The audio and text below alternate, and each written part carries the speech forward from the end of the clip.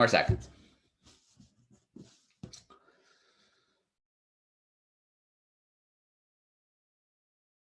All right. Well, good morning and good afternoon, everyone. Welcome to today's Exploring by the Seat of Your Pants event.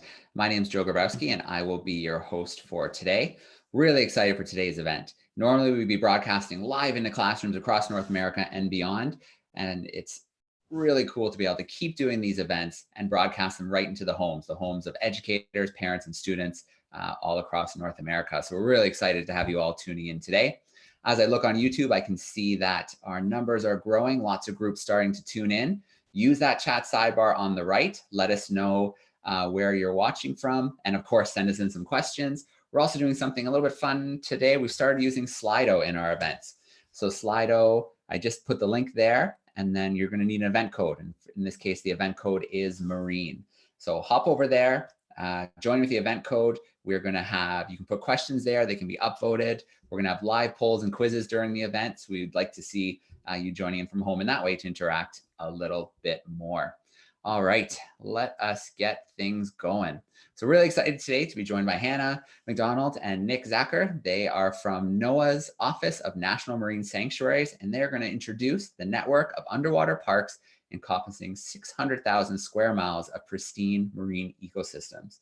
So these national marine sanctuaries span from the warm waters of the Florida Keys to the cool waters off the Washington coast, and from the kelp forests of California to the fresh water of the Great Lakes. These, of course, hold special value for conservation, recreation, ecology, culture, and they're just beautiful to explore and be a part of in nature. So today we're going to dive below the surface of the Monterey Bay National Marine Sanctuary. We're going to learn a little bit more about the creation and release of their first 360 video in the Channel Islands. So that should be really cool to check out. Let me get all the microphones turned on. Hannah and Nick, it's so great to have you joining us live today. We've got a great group building up on YouTube. They're jumping into Slido. We are excited for today's event. Thank you so much, Joe. It's great to be presenting to all of your groups today. I am going to switch over and share my screen.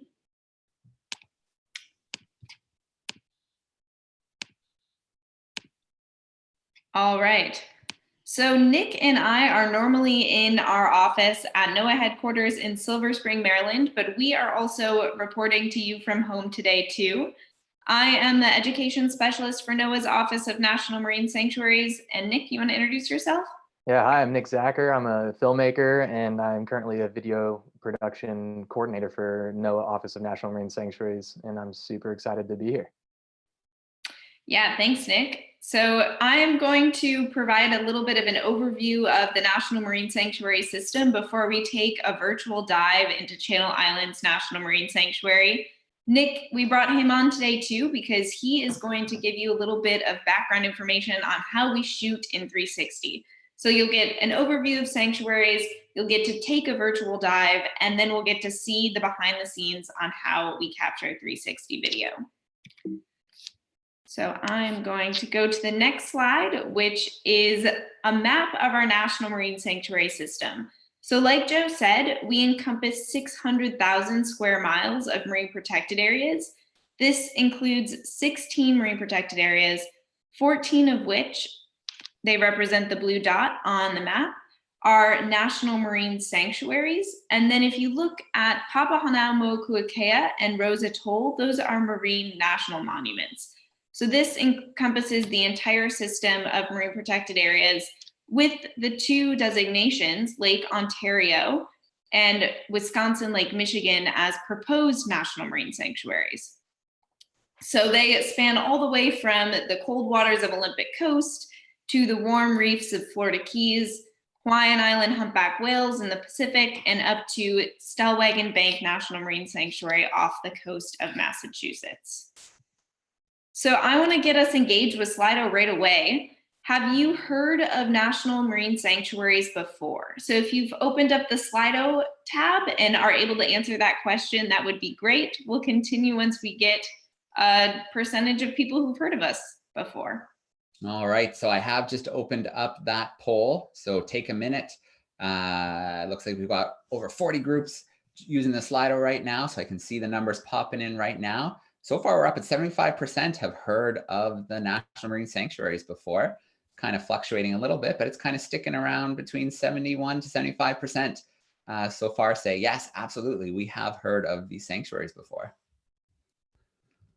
That's great. That's an awesome number. So we are managed much like the national park system, but we are underwater.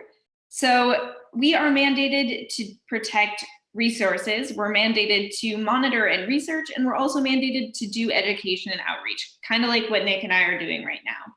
So I'm going to go over all of our sanctuary sites and tell you just a little bit of an introduction of each one. I'm going to start this tour in the northwest of the most northwest point of continental US in Olympic Coast National Marine Sanctuary. And from there, we're going to do a little bit of a tour down the coast of the United States, the West Coast, out to the Pacific, and then back around the Atlantic. And then we'll end in the Great Lakes as well. So here is Olympic Coast National Marine Sanctuary, where you see a stunning photo of a sea star. Olympic Coast National Marine Sanctuary has incredible rocky intertidal zones where habitats like this thrive.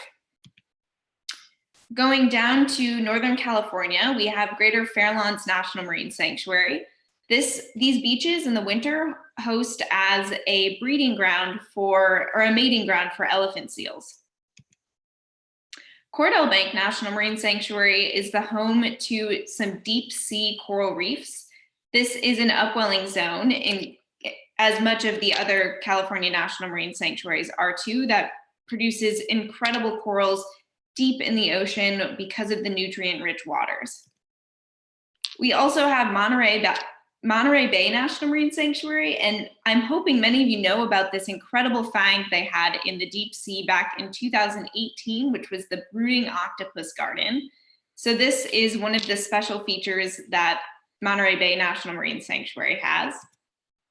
We have Channel Islands National Marine Sanctuary, which is it's 25 miles off the coast of Santa Barbara and is known for its lush kelp forests.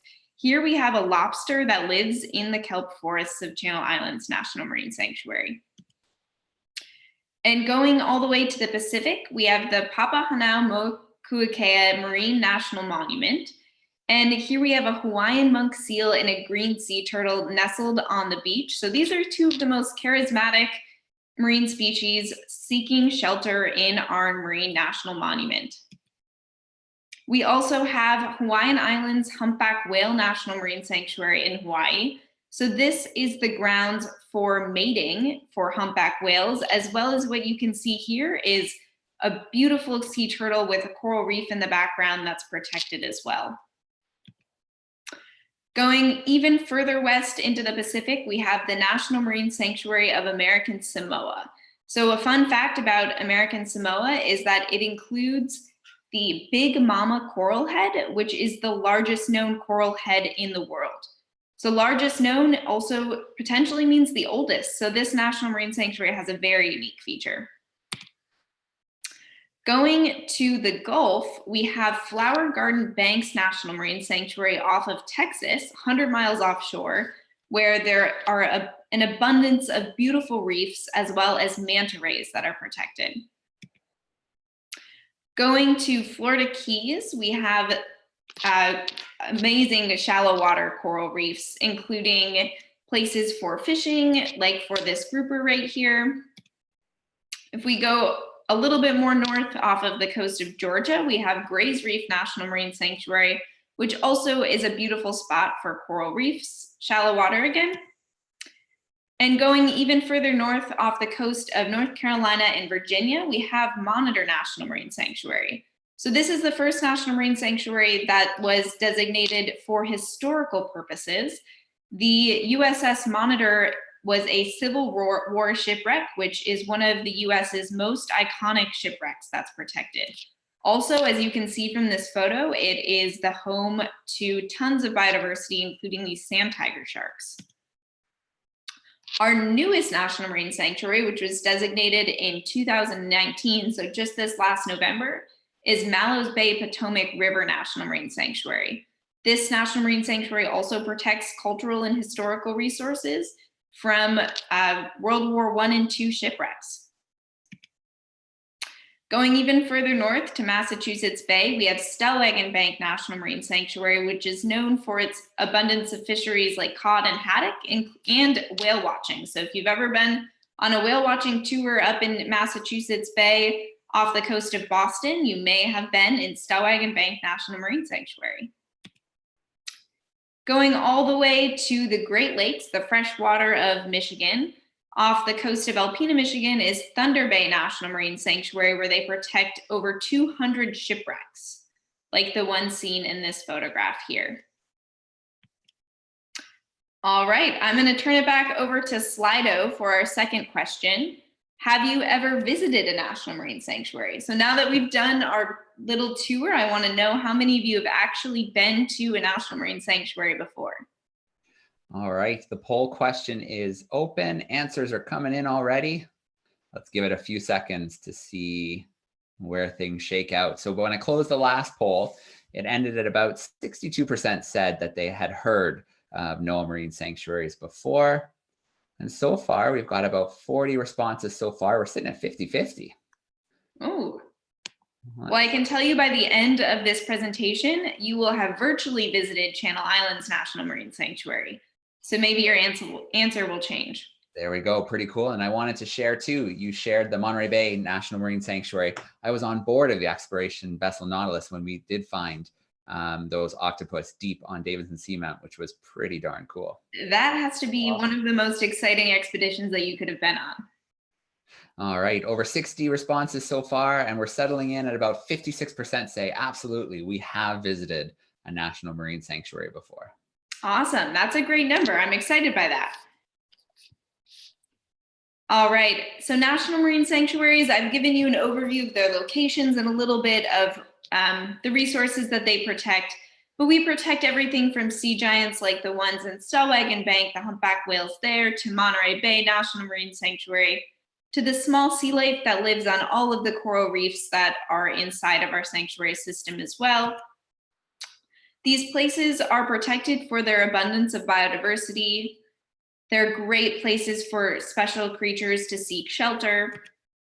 And as you've noticed with the Monitor, Mallows Bay, Thunder Bay, and many of the other sanctuaries as well, are a great place for protecting maritime heritage. We are mandated to do resource protection. So here we have efforts that are being done to protect the reefs in Florida Keys National Marine Sanctuary. And these are special marine places that we get to recreate in. So right here we have camping in Olympic Coast National Marine Sanctuary, paddling in Channel Islands National Marine Sanctuary, fishing in Florida Keys National Marine Sanctuary, snorkeling in Thunder Bay National Marine Sanctuary. We even have surfing in Olympic Coast National Marine Sanctuary, boating again in Florida Keys National Marine Sanctuary.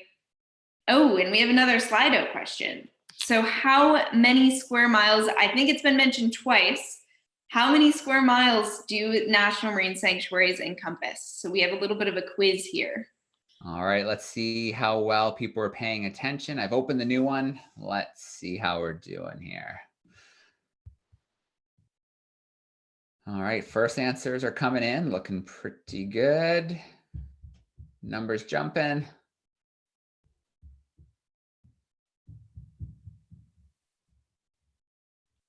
Let's give it another second because I don't want to give it away too quickly.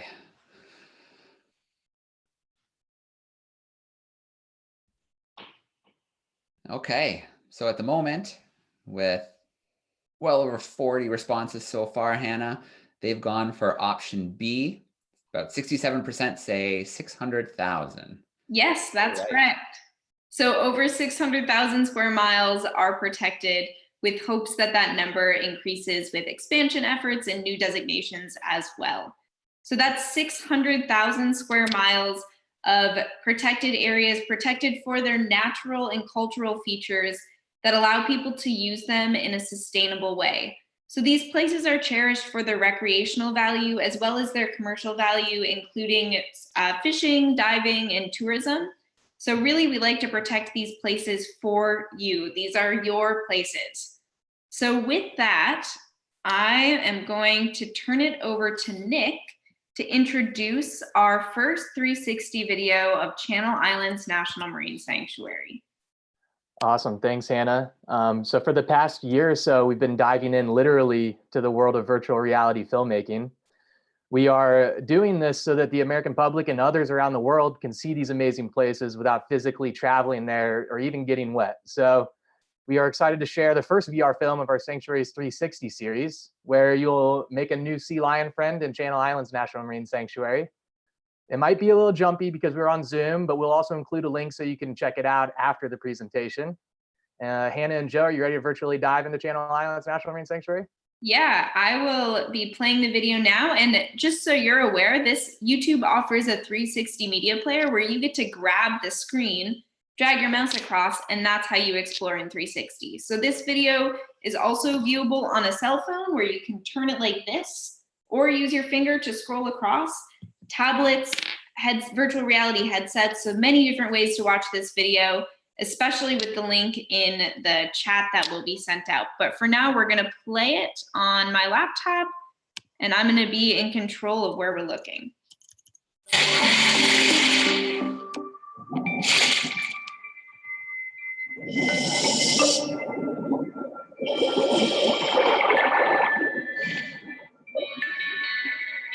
Welcome to your Channel Islands National Marine Sanctuary.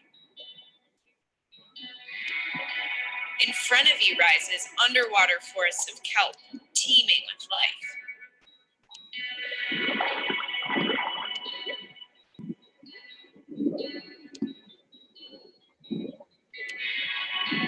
If you look to the surface, you'll see this California sea lion performing incredible maneuvers to impress the audience of divers.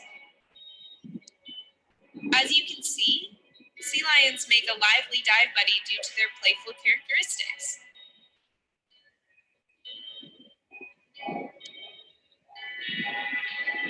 This inquisitive marine mammal is especially curious about the visitors' cameras and lights.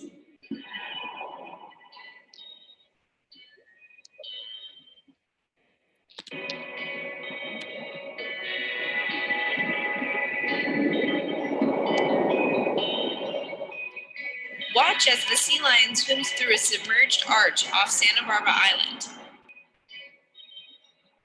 Over millions of years, wind and waves have formed structures like this along much of the California coast.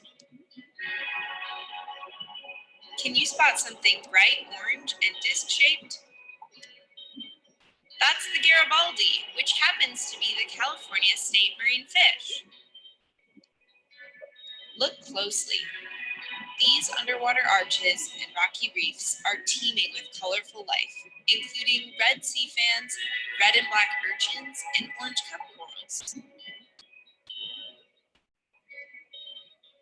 Channel Islands National Marine Sanctuary protects lush kelp forests and other critical habitats, so the sea lion and other marine life can thrive. When you visit your national marine sanctuaries, please respect wildlife and do your part to protect these special places.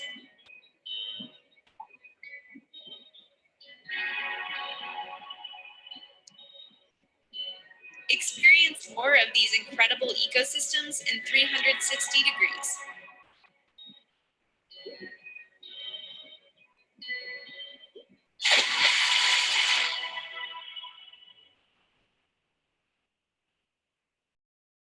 Awesome.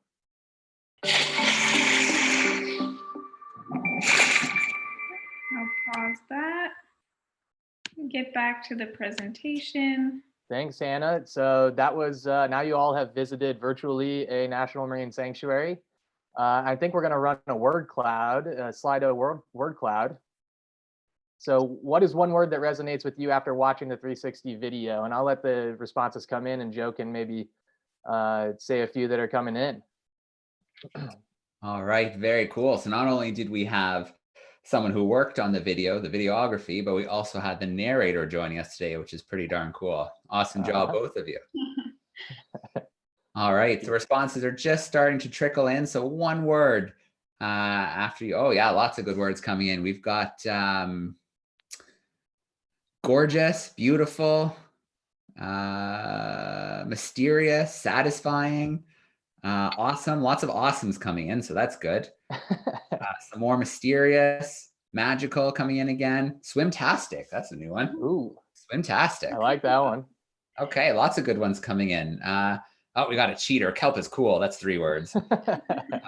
Okay, so definitely, you know, those powerful words like majestic, beautiful, awesome, mysterious, immersive. That's what I'm seeing a lot coming in right now.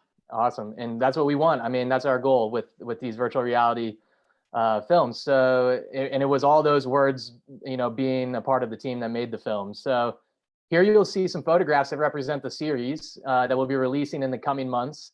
You got to experience the bottom left with the sea lion encounter. Our first 4 episodes really show the diversity of the places that we're learning about right now. So you'll be able to explore a shipwreck in Thunder Bay National Marine Sanctuary. You'll learn about humpback whales and swim with green sea turtles and white-tip reef sharks in Hawaiian Islands Humpback Whale National Marine Sanctuary. And then one of the other episodes, you'll join a team of citizen scientists, people like you, anybody in the public, who are restoring coral reefs in Florida Keys National Marine Sanctuary. So I think, Hannah, can we roll that highlight reel if we have it? Yeah. And we'll give her a second to pull it back up. Oh, here it is. So this is your Channel Islands experience, and we'll tease out a few others. Here's Turtle Cleaning Station in Hawaiian Island Humpback Whale National Marine Sanctuary. Here's a shipwreck in Thunder Bay with some divers. And then here you'll see a white-tip reef shark again in Hawaiian Islands. And coral restoration in the Florida Keys, which is super cool. This is something that anybody, you know, that you can do, and you can help the environment by planting corals back on reefs that are being hurt by coral disease. So you might be asking, how in the world do we make these videos? Here you'll see the technology that we use. There's multiple different cameras to do this, but we use this weird looking camera called a Boxfish 360. And this is the one that we chose, and you can swim with it out in front of you, like in the top right, or you can put it on a tripod, like in the top left. And even it has lights to illuminate dark environments, like on shipwrecks and inside caves. And there are 3 cameras inside of it, and each films in a different direction with some overlap. If we go to the next slide, you'll see here, this is the editing software that we use, and each green circle is a different camera. And right now, this stitches the clips together. Think of it like sewing the footage together. Each green circle is a different camera, and at first the footage is all rectangular. Just like if you were to unwrap a globe, and you kind of like a map in the background here, if you were to unwrap a globe and look at a map of the world, that's called equirectangular. And in this slide here, we'll see that the tops and bottoms are a little distorted in the rectangular view. Just like on a world map, when you look at the North and South poles, if you look on a world map at Antarctica, it looks a little bit bigger and is a little bit more distorted than it does at the equator. The same is true for stitching VR video. And then when you upload it to a Facebook or a YouTube, or if you have a headset like an Oculus or on your phone, these video players, they wrap the rectangular footage to make it a sphere again. And you can dive into the experience and look all around you. You're basically swimming in the middle of a sphere and able to dive in without getting wet. So super cool technology. We can't wait to have a VR experience for each sanctuary so that you can see these incredible places from home. So through these experiences, you'll see, this is on the left, you see people wearing headsets. Our goal is to bring the sanctuaries to you. And our hope is that these virtual reality videos can inspire the next generation of ocean stewards. So that's that, yeah. Yeah, and if you go to our website that's mentioned in the video, and I'll have a slide with a link up in a second, sanctuaries.noaa.gov/VR, we have a number of our sanctuary sites already photographed in 360. So that's another way, an immersive way to experience the National Marine Sanctuary through a photograph. And we're enhancing that library with the addition of our videos come June. The Channel Islands video that you just watched is our official soft launch. So it is to get you excited about all 4 of the videos that Nick mentioned to come. but feel free. I encourage you to explore that website now, as you can check out all of the different photographs of the different sites, as well as the Channel Islands video. So as I mentioned before, these are available on your cell phone. They're available on any desktop computer, laptop, and if you're lucky enough to have a virtual reality headset, you can also check them out on there. The way that I showed you through this Zoom is probably the least engaging dive in that you could have. So I really encourage you to, after this is over, check it out on either your phone or your desktop and scroll through yourself. You get to experience the video in any way that you want. Look at whatever part of the video is playing that you want to look at. So it's a very unique way to connect with the ocean. I'll leave this up for a second in case you want to jot it down or take a photo. This is the website, sanctuaries.noaa.gov/VR.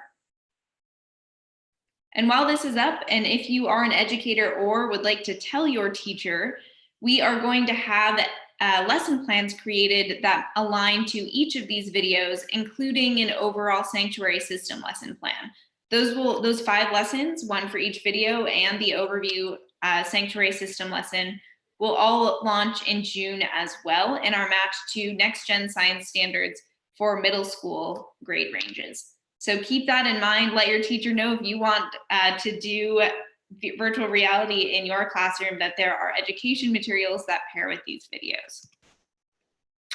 All right, so now is time for questions. So I will stop sharing my screen and turn it back over to Joe to see what's coming in through the live YouTube. All right, perfect. Welcome back, Hannah. Hannah and Nick, thanks so much for that awesome presentation. We are going to jump to some live questions now. I'm going to take questions from Slido, so you can upvote questions to the top if they're ones that you really want to hear. But I'm also going to take questions from YouTube as well. So I'll jump back and forth between the two. And then in maybe 10 minutes or so, I have a little quiz we're going to do. So at the very beginning, I put out a poll asking people how much they know about sea lions. And about 25% rated themselves 4 or 5 stars as experts. So we're going to put you guys to the test with a little sea lion quiz in about 10 minutes or so. All right, let's jump to our first question. Let's start in Slido. The question that was jumped right to the top, Hannah, this has the most votes so far, from Ethan. Can you tell us again the number of NOAA sanctuaries, and then maybe just add if there's plans for any more? Yeah, that's a great question, Ethan. Thank you. So there are 16 marine protected areas within the National Marine Sanctuary System, 14 of which are National Marine Sanctuaries and 2 of which are Marine National Monuments. We also have 2 designated National Marine Sanctuaries currently, both in the Great Lakes. So we have Lake Ontario and Lake Michigan as designations for new National Marine Sanctuaries. So within a certain amount of time, depending on Congress, we could have up to 18 marine protected areas in our system. All right, great question to get us started. I'm going to grab one from YouTube now. So we've got John tuning in, and John is curious about some of the threats to this particular sanctuary and maybe a success story as well. For Channel Islands, I'm assuming the video? Yeah. That's a great question. So I know that there is a lot of, we've had webinars in our distance learning webinar series that focus on ship noise and ship traffic in Channel Islands National Marine Sanctuary, as well as many of the other National Marine Sanctuaries on the West Coast. And because of the ship traffic and the number of whales that go through the Channel Islands National Marine Sanctuaries, there can be ship strikes, which kill whales, which is not what we want. So there's been many mitigation efforts, including monitoring the sound, the speed of the ship to notify the whales that the ship's in the area. So I encourage you to check out our distance learning webinar series and watch an archived webinar on, it's from an expert in sound research and whale research on Channel Islands ship strikes with whales. And I know a success story with when we were filming out in Channel Islands about a year ago. We did some filming of research on giant sea bass, and these are huge fish. And they were hunted almost to extinction, but that we are doing a lot of research to try to see, where the numbers are going, and they just released a bunch of juvenile giant sea bass into the sanctuary. That's awesome. All right, very cool. So Nick, we're getting a lot of questions about the technology. So some of them are ranging from where did you get it to how long did it take you to figure out how to use the 360 camera. So maybe we'll start with those two. Nick, was it complicated to learn how to use the 360 underwater, and where do you get your cameras? All right, so this specific camera is made by a company called Boxus Research, and they make a 360 camera. There are others out there. They're based in New Zealand. And then was it hard to learn? Yeah, it's definitely more intensive. It was a lot of tutorials and learning stuff on YouTube, and there's a lot of information out there though these days, so that makes it easier. Just taking the time to learn, and just like any other thing. So anybody can do it, really, seriously. So. All right, great. So back in Slido, we've got another question that was upvoted up to the top, and this is wondering about, are any of the sanctuaries currently threatened by oil exploration and drilling? So this is a topic, oil exploration and drilling, that many of our sanctuaries face, including lots on the West Coast. So definitely something that the resource managers are engaged with in a lot of our national marine sanctuaries. All right, awesome. Let's jump back into YouTube and steal another question here. I should give a shout out. I can recognize a few people joining us in the call. Stephanie Gandula is joining us, and she is up at the Thunder Bay National Marine Sanctuary. I've hosted her in the past for some cool events. And I recognize Claire Fackler joining us. I've hung out with Claire before. Very cool. Thanks for joining us today. Let's see. Let's grab another one here. Okay, so Stephanie wants to know about the editing of the videos. Is it much different, Nick, than a regular video when you're editing the 360? So I would say mainly the biggest difference is the stitching. So you're editing. So usually you're just using one camera. When you're using three cameras, you have to make those three cameras into one image, and so that's definitely the hardest part. And then there's also some intricacies with storytelling. It's a different medium for storytelling, definitely. Whereas in usual in 2D filmmaking, we're making cuts every 3 to 5 seconds. Sometimes you're holding longer shots, but for VR, you're definitely holding those shots longer for 10 to 20 seconds, so that you allow the viewer to really be immersed in the experience. If you cut too much, it can really throw people's brains out of whack. So that's definitely the biggest difference. And I'd also like to add that, Nick, what you've mentioned is that because it's 360 degrees, if you're filming in 2D, you can have a bunch of junk behind you and Yep. It doesn't matter. But in 360, you need to make sure that your space around you is entirely filmable. It's a lot more planning, definitely, for when you start a shot and let those things hold. And sometimes shots will go on for 5 or 10 minutes. Even when we're underwater.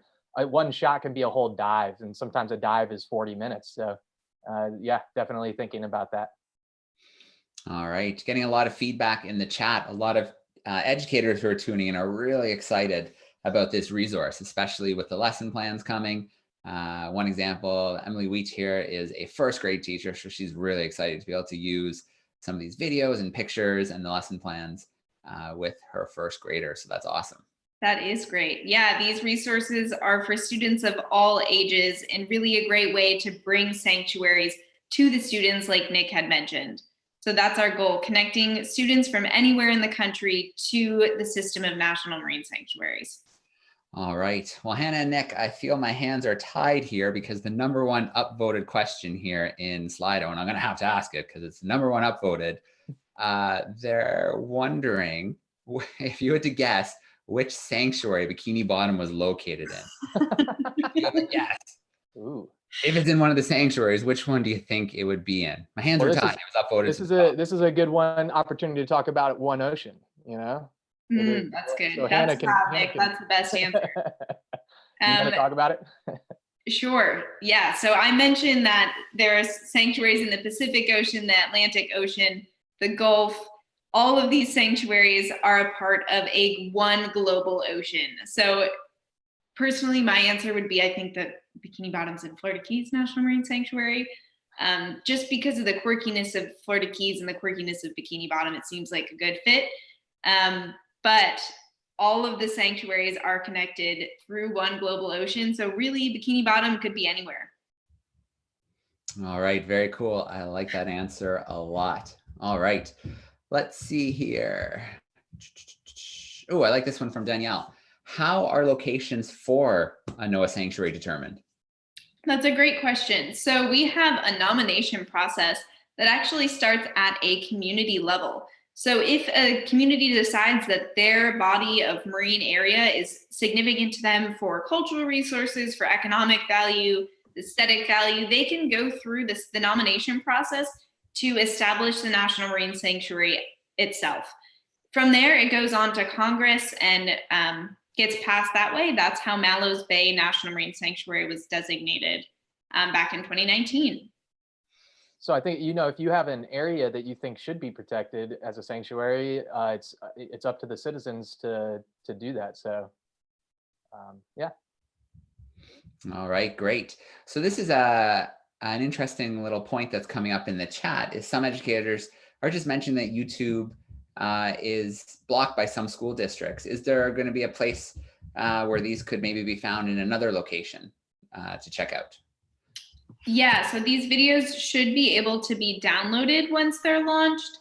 Once they're downloaded, you'll just need to have a 360 media player to view that. I know that there is a Samsung tablet that does that. Nick, are you able to speak to that a little bit more? Yeah, there's a free GoPro viewer. GoPro has a viewer that's free. So the file is up on our website. We can send out that link down below. You can download it and use any of these players. There's a lot of free options to be able to view it. All right, perfect. Well, I think we should take a little pause from the questions and get a little interactive. Let's do this little sea lion quiz here and put people to the test and see just what people at home know about our sea lions. So let's get that started. So if you're in Slido right now, I'm going to activate the quiz. You'll have 20 seconds for each question. The speed at which you answer the questions is important. And I just want to remind that roughly 30% of people now have said they know a lot about sea lions. So let's see what we have here. So the quiz is starting up. You just need to enter the quiz. I'll see the numbers climb as people are entering the quiz. And once I see, oh, there we go, some names are popping in. Excellent. I'm going to give about 10 more seconds to have a few more join in, and then we will start our live sea lion quiz. So Nick, while we're waiting for people to join in, I mean, I've been able to snorkel and dive with sea lions in the Galapagos. It's so much fun. Can you tell us a little bit about your experience with those acrobats? Yeah, so it was actually the dive the night before. We did an evening dive, and it was my first time in kelp forest, first of all. And then it was a little dark down there, and there was about 4 or 5 sea lions, and they're very curious, and they won't hurt you, but they check you out, and they love to check out the cameras. And sometimes I've heard stories where they'll play with your fins and maybe nip at your fins a little bit. But they're super fun, super curious, and it's really amazing to be with another intelligent animal underwater. They're definitely extremely intelligent, and their agility is amazing. I wish I had that agility underwater. All right, awesome. Okay, we've got about 50 participants in the quiz. Let's get rolling. First question. Sea lions use their whiskers to find their way in darker areas of the ocean. True or false? Got about 10 more seconds left. I can see everybody's on the right track so far. 5 more seconds. All right, excellent. 81% went with true, and that is absolutely true that they can use their whiskers to help find their way around a little bit. Awesome job to start off. Going to the next question, 20 seconds on the clock. Here we go. Which of the following is the largest type of sea lion? So we've got the option, the California, the New Zealand, the Australian, or the Steller sea lion. So let's see how sharp our audience is. Jumping around, we got answers for all so far. 5 more seconds.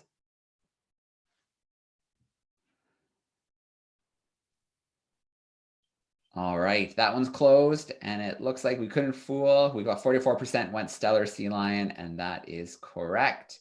Let's jump into our next question. What is a group of sea lions in the water called? It's open, 15 more seconds. Lots of answers coming in. We had a few options: raft, pride, harem, or herd. Let's see where our audience falls.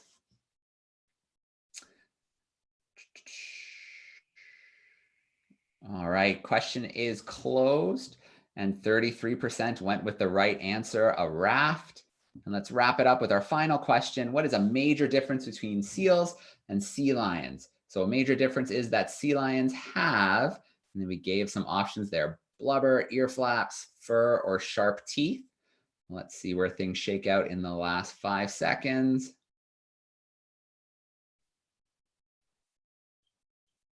All right, pretty good, pretty good. Hannah, Nick, we couldn't really fool anybody. 42% went with the ear flaps. Let's check out the leaderboard and see who was on the ball.